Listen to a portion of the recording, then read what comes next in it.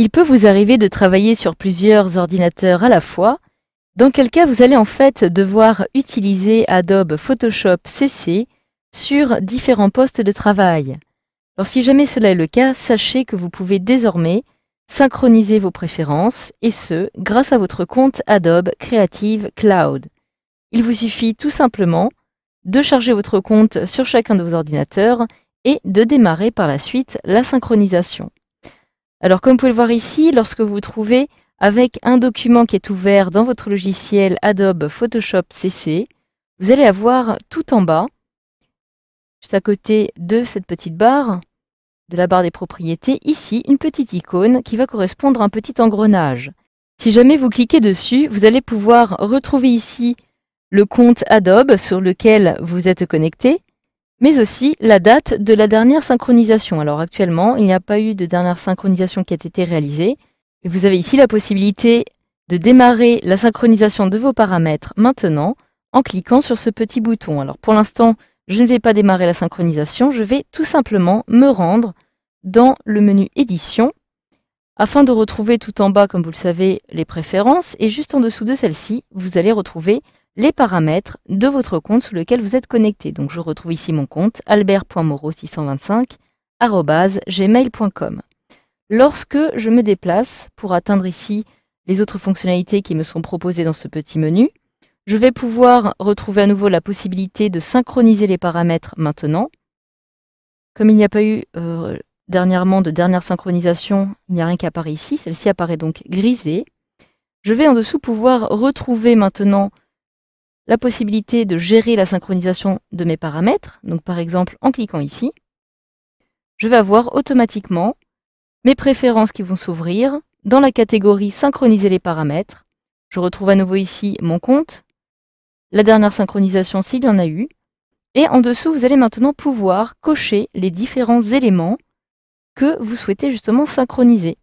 Donc par exemple, il me suffit dans un premier temps de cocher cette petite case, synchroniser les paramètres, puis de choisir ce que je souhaite synchroniser sous mon compte. Donc par exemple, si je souhaite utiliser les styles, le nuancier, toutes ces cases vont être cochées afin que je puisse les retrouver par la suite sur mon autre ordinateur. Mais si par exemple, je ne souhaite pas utiliser exactement les mêmes contours ou dégradés, je vais pouvoir les décocher comme ceci. Donc, je vais ainsi pouvoir retrouver tous les paramètres ici sur cet ordinateur, mais aussi par la suite sur un deuxième ou un troisième ordinateur, après avoir synchronisé toutes ces informations sur mon compte. En dessous, vous avez maintenant la possibilité de gérer les éventuels conflits qui pourront apparaître sur votre ordinateur.